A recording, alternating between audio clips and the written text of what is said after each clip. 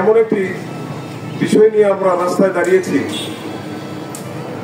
যে বিষয়টি আসলে প্রকৃতির উপরে একটি প্রকৃতি ধ্বংসের একটি সংকেত, এই হিসাবে আমরা সেটা গ্রহণ করেছি। আমি প্রথমেই বলতে চাই, মহান আল্লাহ পাক অসংখ্য সৃষ্টি জগতের মধ্যে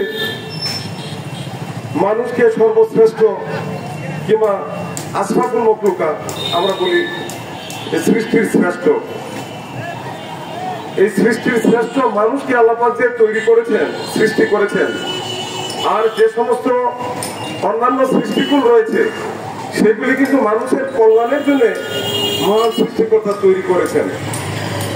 যদি আমরা বুঝতে পারি, যদি আমরা রক্ষা করতে পারি, যদি আমরা বুঝতে পারি, যদি আমাদের দায় দায়িত্ব কর্তব্য পালন করতে পারি, যে আমার ভালোর জন্য, আমার কল্যাণের জন্য মহান সৃষ্টিকর্তা অসংখ্য সৃষ্টি উনি আমাদেরকে আমাদের কল্যাণের জন্য তৈরি করেছেন। তো আসলে মহান আল্লাহ পাক আরেকটি আয়াতে উনি ঘোষণা করেছেন যে এই মানুষই সৃষ্টির শ্রেষ্ঠ, আর এই মানুষই চতুষ্পদ জন্তুর চেয়ে নিকৃষ্ট। তার মানে কি, সব মানুষই সৃষ্টির শ্রেষ্ঠ না। তাহলে আমাদের আচার আচরণে, আমাদের কর্মকাণ্ডে আমরা চতুষ্পদ জন্তুর চেয়ে আমরা নিকৃষ্ট হয়ে যেতে পারি। এমন একটি কাজ এই ঝিনাইদহে ঘটে গিয়েছে।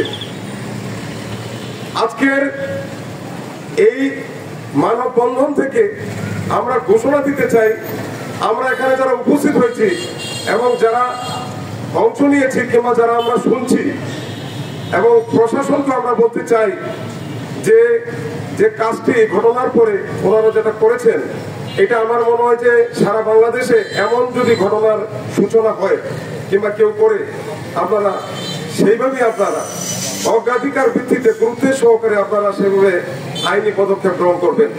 আমরা সচেতন হই, আমরা নিজেরা ভালো থাকি, ভালো থাকার জন্য যে মেসেজগুলি রয়েছে সেইগুলি আমরা নিজেরা সেগুলি আমরা জানি, শুনি এবং গ্রহণ করি ব্যক্তিগত জীবনে এবং পারিবারিক জীবনে, সামাজিক জীবনে। তাহলেই মনে হয় আমরা ভালো থাকতে পারবো। কবি বলেছেন, মরিতে চাই না আমি সুন্দর ভুবনে, মানবের মাঝে আমি বাঁচিবার চাই। কিন্তু আসলে আমরা যে ভালো থাকতে চাই, আমরা বাঁচতে চাই, এক সময় না এক সময় আমাদেরকে মৃত্যুবরণ করতেই হবে। তারপরেও আমরা প্রকৃতির বিধান অনুযায়ী, আল্লাহ পাকের বিধান অনুযায়ী হয়তো আমরা এই পৃথিবী ছেড়ে আমরা অন্য কালে আমরা পদার্পণ করব, কিন্তু আমাদের পরবর্তী যে বংশধর, পরবর্তী যে প্রজন্ম, তাদের জন্য এই সুন্দর পৃথিবীকে বাসযোগ্য সেই হিসাবে করে রেখে যেতে হবে।